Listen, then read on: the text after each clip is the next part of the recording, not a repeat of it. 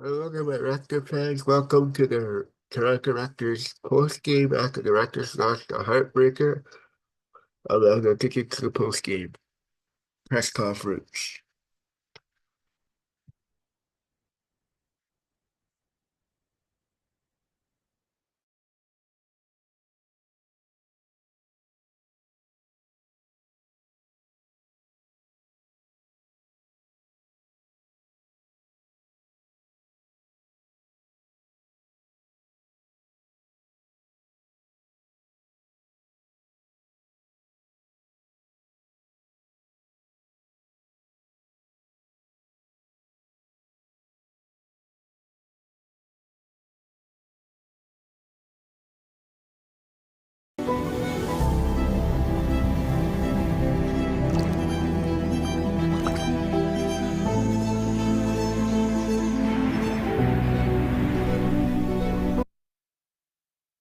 Offense off. Go ahead. What did you see in those last 5 minutes of the regulation and the overtime that sort of changed the game around? And we had a lead with 3 minutes and 34 seconds to go, 109, 102, and we did not score there to finish the quarter, to finish the fourth quarter. I thought that gotta give credit to Clippers. I thought that they were physical. They did a really good job defensively, and we did not execute good enough to get better shots. We turned the ball over a couple of times. We had a chance to close the game there in the fourth quarter there with 3 minutes to go, but we did not execute good enough. You guys, on that note, you guys had a tough time getting the ball to Brandon. A lot of that, obviously, is how Chris Dunn defends. But what do you think you guys could have done better to maybe get him to the spots a little easier? And, definitely, there's going to be good film to watch. I gotta see the film. I have one opinion that might be biased right now. I thought that their physicality was a lot of times with a lot of hands and a lot of illegal grabbing and holding. I got to see it better on the film as well to see what was going on and why we were not able to get a ball where we wanted to get a ball. You guys have the best defense in those clutch situations in the league, but how much of a concern is the offense in those late game situations? Not just tonight, but obviously ongoing. I can talk about game tonight. I thought that we needed to do a better job executing. I thought that we got a couple of open shots that we needed to knock down. Our defense was not good in the fourth quarter. They scored 31 points and we lost. We won the first, second, and third quarter. We started the fourth quarter with 8-0 run. That's now how you play at home. You got to do a better job there of protecting your home court. And obviously, it's hard to play without quickly to have 2 point guards out there. Tonight it was one of those games that it went their way. It was overtime game, competitive game. I think that fans had a chance to enjoy in a very competitive game, but at the end of it didn't go our way tonight. Encouraging to see Grady stack another good game off the previous one. Definitely, he's playing with more confidence. He's playing with more energy there. I thought that when he started making shots, his defense improved from that point as well. I thought that he played a good game today. What did you like about Jamal? He had career-high assists and really seemed to drive both sides of the ball for the first 45 minutes at least. And he did a good job there, touching the paint and then playmaking. He continues to improve in open court as well, just like with running and getting guys in the right spots. A lot of times he's without the ball, so he gets to the right spots on the floor there. Defensively, his tenacity and how he guards the ball is the help that we see every single night. I thought that overall he played a good game and he's managing those starters minutes really well. Well, you guys were kind of going pretty well up until about that 3-minute mark. You got that 8-point lead, and offensively things just kind of dried up. What did you see from your point of view there? Just missed shots. I think that we were still sharing the ball really well. I think we got shots that we wanted. Even at the rim, we were just missing little bunnies here and there. So, I think our focus just shifted from how we were playing the first 3 quarters to got a little lackadaisical when we needed to amp it up a little bit. Is it sort of inevitable in overtime or down the stretch of a game that the ball moves a little less and it's just about getting certain guys the ball at certain times? It would be like that if, we're forcing it into Scotty and BI hands. But even when we did force it into their hands, when they got doubled or anything, any sort of trap, they still sprayed it out and we got good looks. I think we just have to be better. And, I think we shot it pretty well today compared to what we've been doing. But, we still have so much room to get better. Obviously, James got going there in the fourth and overtime. Beyond that, how do you feel about the state of how you guys are playing defensively, over the last 2-3 weeks? Yeah, I think we guard up there with anybody. No matter who's on the floor, no matter what group of guys are out there, I think we have a great, solid team defense. But, when a guy like that gets going, we have to figure out a way to stop him. As far as, just one more question, you said you just have to be able to make shots. Sometimes on the floor you can see you guys pointing at each other, correcting things, even yelling maybe, but that's about execution of controlled things. What do you do as a team if you just say we don't make shots? What is the process for kind of digging in on that and trying to make everything better? Get it back on the other end. I think we do a great job of that. I think we move on.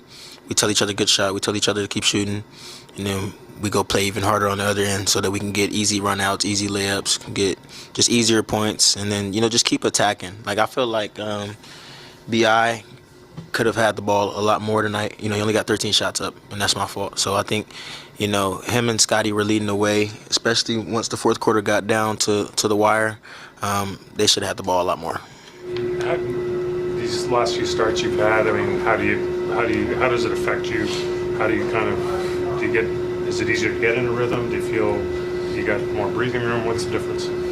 No, it's not that I have more breathing room, just on the court longer. Just making sure that my effort is still there regardless if I'm tired or not. And, just making sure that I'm focused on the things that are helping us win. I don't think that my minutes changing or, me starting has anything to do with it. I think just trying to play the same game that I've been playing all year. What are you seeing from Grady now? He seems to be picking things up. What are you seeing differently from him? Honestly, I love the fact that Grady's starting to play a little better because he's been taking the same shots that he's been taking all year, the same shots that he was taking and making last year. So I think, he's been confident, he's trusted his work, and, he's getting after it on the defense end. He's finding new ways, he's screening, he's rolling. He's just finding new ways to impact winning, and, it's gone a long way for him. So I'm really excited for him going forward. What are those hustle plays that you mentioned do for the team when you see him diving around making those big plays there?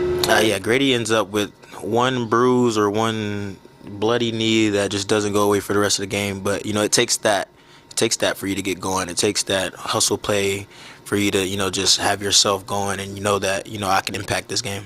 Grady, you've had a couple of good games now offensively, and then what does it mean to see a couple of threes go down tonight? It always feels good to make shots. Who doesn't like to? But I think it's just continue to build my rhythm.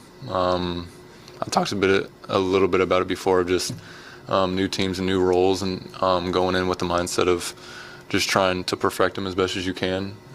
What coach is asking you really, and I feel like when I do that, it's starting with the defensive end, and then that kind of pushes me into my offense really.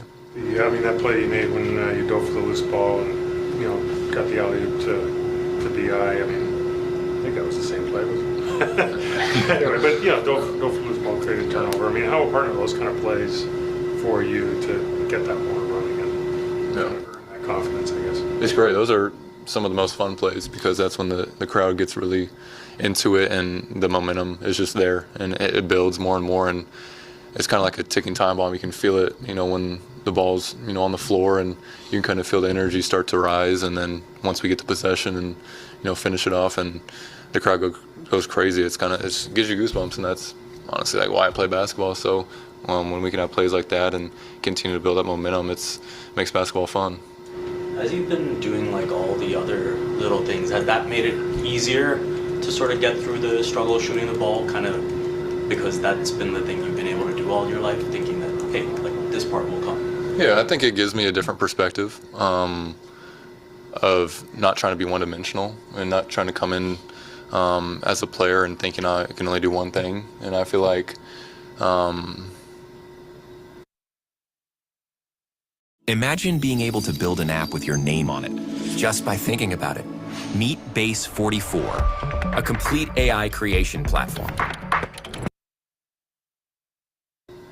kind of through the early struggles, and I can kind of show that the resilience. And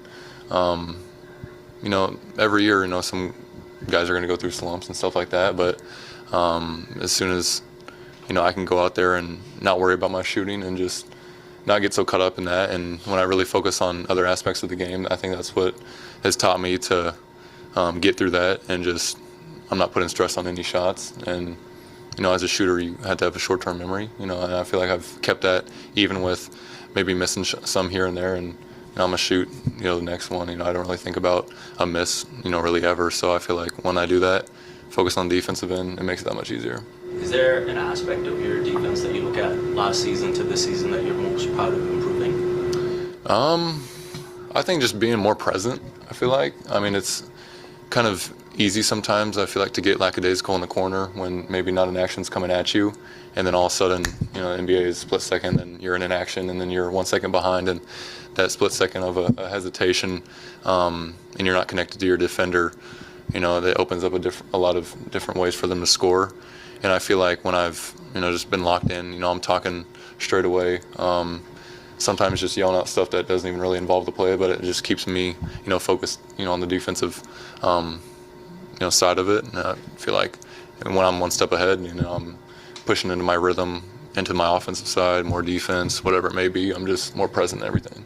Grady, on your first three, Jamal was on a fast break. Jamal was all the way at the rim, and then he kind of threw it 3/4 across the court to get it to you. And then I think once it went in, I think Jamal kind of fist bumped like he was.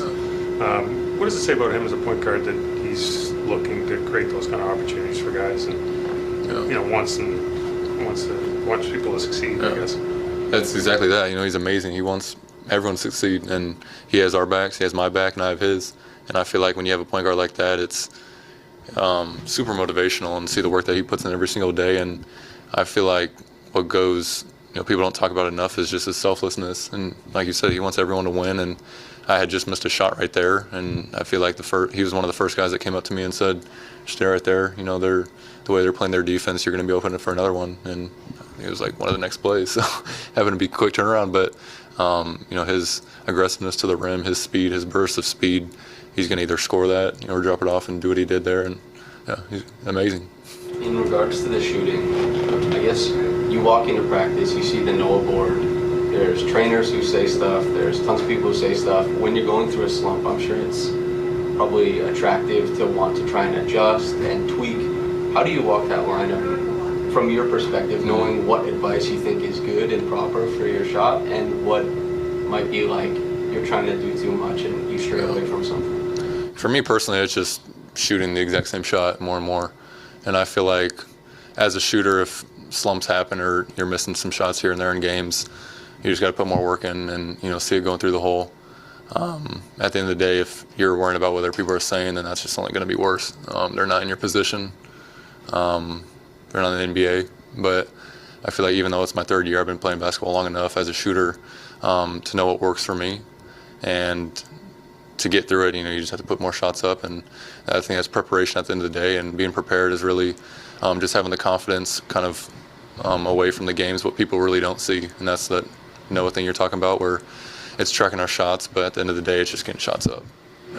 Obviously, you're about to go out west. I mean, what have you learned from previous long trips and how the team can build on it from being away on a long trip?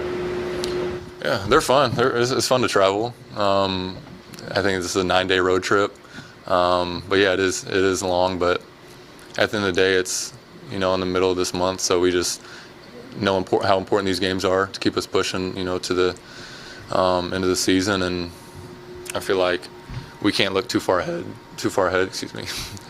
but it's really just one game at a time, and focus on the Lakers, and then whatever happens after that happens.